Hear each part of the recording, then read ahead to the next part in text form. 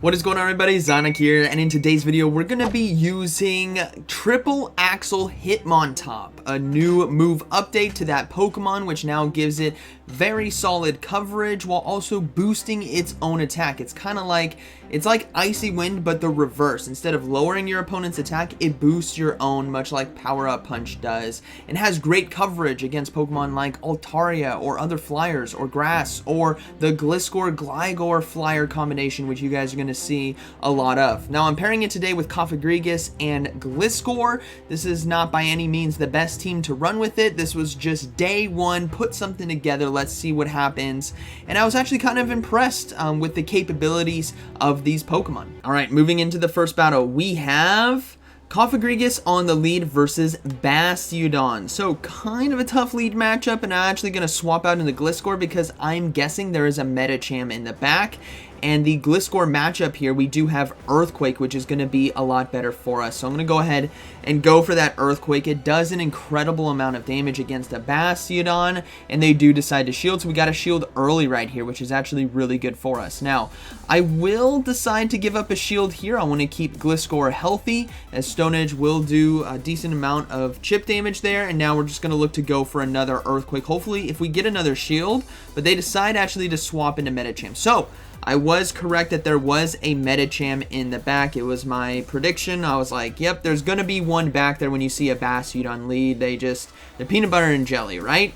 So now you got to start thinking about what could Pokemon number 3 be, and I'm thinking it might be Sableye, or it could be a Shadow Victory Bell. So we're going to go ahead and swap back into Cofagrigus, and the reason why is because I wanted to, 1, catch the charge move, and 2, save my Gligar for the potential Sableye, because we might be able to get to a Night Slash in that matchup, right? So now we bring in the Cofagrigus, and they actually have a Venusaur in the back right here, which is going to be perfect for us because we are ahead on energy, and 1 Dark Pulse should be enough damage to take them out. So we're going to go ahead and go for the Dark Pulse. We get the shield, and now it's just going to be a race to the double charge move, which I think we are going to be able to make it to. So it is going to be CMP tie. I will give up a shield here, knowing that my Hitmontop can close this game out as we stop the Frenzy Plant right there. Dark Pulse now should be enough to KO.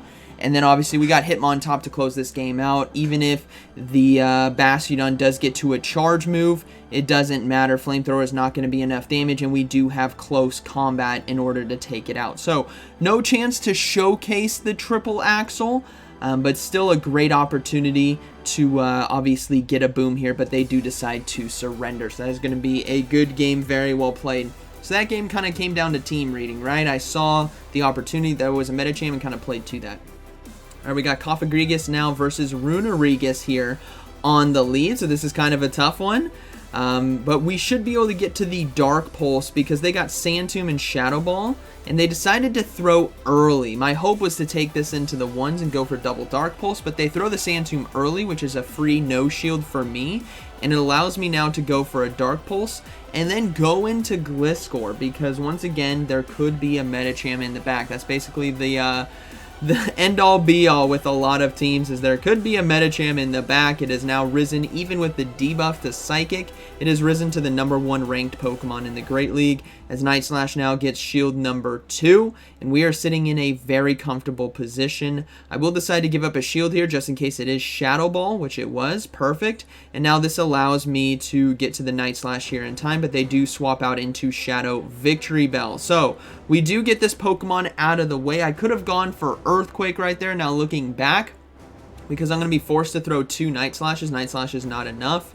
So now I'm forced to throw 2 while also taking more fast move damage. So maybe that would have been a bit more ideal for me to go for the Earthquake if I have to throw that energy anyways. But now they come back in with Runerigus, and we're going to look to no-shield the Sand Tomb right here. I think I actually might be able to survive, and I do have a Night Slash ready to go. So Sand Tomb, I do survive because it is resisted, and I get this Night Slash off. So now this is a good game. We got Cofagrigus, we got Hitmontop, we have shield advantage. Final Pokemon is going to be a Registeel, and our Hitmontop is just going to close it out right here with that. There's nothing they can do. Good game. We're just going to go for close combat here. They do decide to throw the charge move, which is fine. I will give up a shield. And it is actually going to be Zap Cannon, which will debuff us. So I'm going to go ahead and overload on energy just in case I do need the double close combat. But ultimately, I don't need it. It's a Hitmontop. It's close combat. We're having fun. We're sending booms. See ya. Boom! Takes out the Registeel. And that is going to be a good game. Very well played. All right, moving to the next one. We got Cofagrigus here versus Carbink on the lead. Once again, I am reading there is a Medicham in the back. I have to play to that, and we're going to try our best to go into Gliscor here after realizing, you know what, there is going to be a Medicham in the back. I want to keep Cofagrigus alive, so I'm going to go ahead and swap into Gliscor here and get ahead on energy, and they will decide to swap out into Pelipper now, so I'm going to go ahead and just go for Night Slashes. So getting Pelipper out of the way, definitely ideal if we have our Hitmontop in the back, right, because it does directly counter it. And the Carbink matchup against Hitmontop is only going to rely on them landing Moonblast, right, because the Rock Throw and the Rock Slide is all going to be resisted because of the fighting typing that we have. So we're going to go ahead and no shield. I could go deep into shields here, but ultimately I don't want to. I'm hoping to get to another Night Slash, but I don't.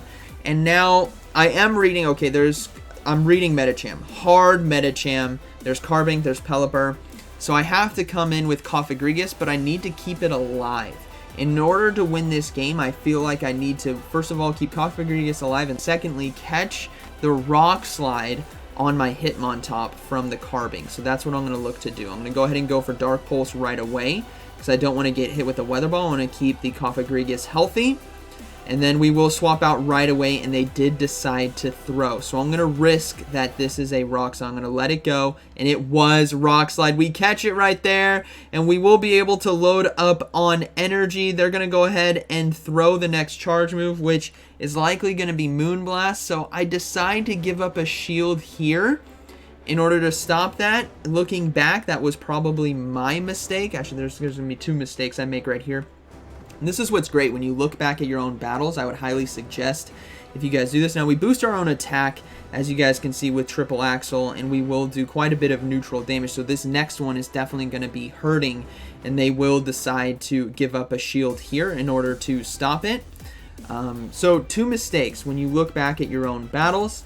Firstly, I could have gotten away with no shielding the Moonblast, come in with Cofagrigus and just farm down, right? And secondly, right here, I need to manage my energy a bit better because I forgot that Carbink is still in the back. As you guys are going to see, I desperately go for the Shadow Ball right away. I could have gotten away with a couple extra Shadow Claws right there to get the Medicham lower because now Carbink is coming back in and I don't get to the charge move in time. So if I actually played that correctly and did like 2 extra fast moves against Medicham, we win that game. So good battle right there to my opponent. All right, we got Altaria here on the lead. So this is kind of going to be a tough one because Altaria still does well against this whole team, but they do decide to swap out into Swampert. So I'm going to go ahead and go for the Shadow Ball here. And then since it's, well, sorry, spoiler alert, it does land, we're going to go ahead and swap into the Hitmontop and look to counter down. The reason being is I feel like I can get away with the Triple Axel on the back end here. I'm going to let the Hydro Cannon go through. I'm going to look to farm down and then go for the Triple Axel, as it will do double super effective because of the Dragon Flying typing here. Is the opponent ready? No, they're not. Boom! Nearly one-shots right there. And we sadly won't be able to farm down. Maybe had I shielded the... Well, actually, no, I'd have to shield the Sky Attack anyways. But now we're going to go ahead and come in with Gliscor.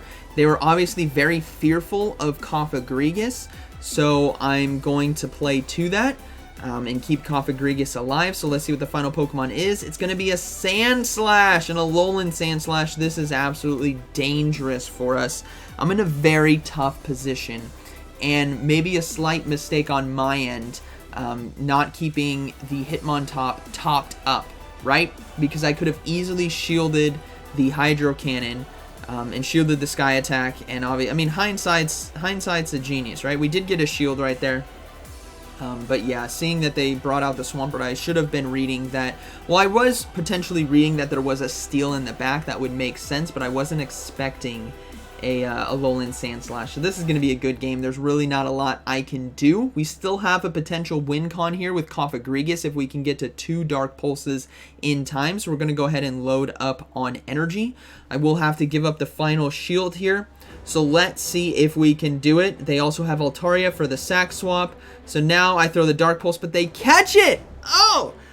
Insult to injury right here. My opponent makes a beautiful catch as they do take down or soak that energy, and this is going to be a good game. Had they not caught that charge move, I think we win now. So yeah, tough one. And this is what's fun about Go Battle League, is there's always those opportunities. Even though I'm on the losing side of this one, that was a great play by my opponent. And it was off time, right? It wasn't at the exact energy of Dark Pulse. They just went for a feel, right? So that is going to be a good game, very well played. Now we both swap out at the same time here as we do draw, or Charizard comes out. So obviously Hitmontop in the back looking pretty strong right here, and Gliscor with the Night Slash Wing Attack spam is going to be pretty strong as well. We just have to watch out for the Blast Burn, which will be enough to KO, but Dragon Claw won't. So let's see what we decide to do. We decided to go for a shield here, stopping the what is going to be the Dragon Claw. Now we're going to go ahead and go for Night Slash, and hopefully this is actually enough to KO. That is my hope right here, but it is not, unfortunately, and we won't be able to farm down. So I decide to let this go. It is going to be Blast Burn, unfortunately. Boom! Gliscor goes down, but now we're going to come in with the Hitmontop and look to counter down. So we're ahead on energy. Let's see what decides to come in. It is going to be Sableye. Okay, so we have the Triple Axel to boost our own attack. We resist Foul Play. We take neutral from Shadow Claw. We just have to watch out for the potential return. So I go for Triple Axel. We get a shield right there. Our attack is boosted. And I'm going to go ahead and give up a shield here. I believe that was enough for return. So I'm definitely fearing that. It was just a Foul Play though. And now they decide to swap into Registeel. So I'm like, okay, I'm just going to go ahead and overload on energy. I will go for the close combat here with the boosted Hitmontop. Boom! One-shots the Registeel. And now we're going to try to get to Triple Axel, but I didn't load up enough right there. But I was fearful of the Focus Blast or potentially Flash Cannon landing.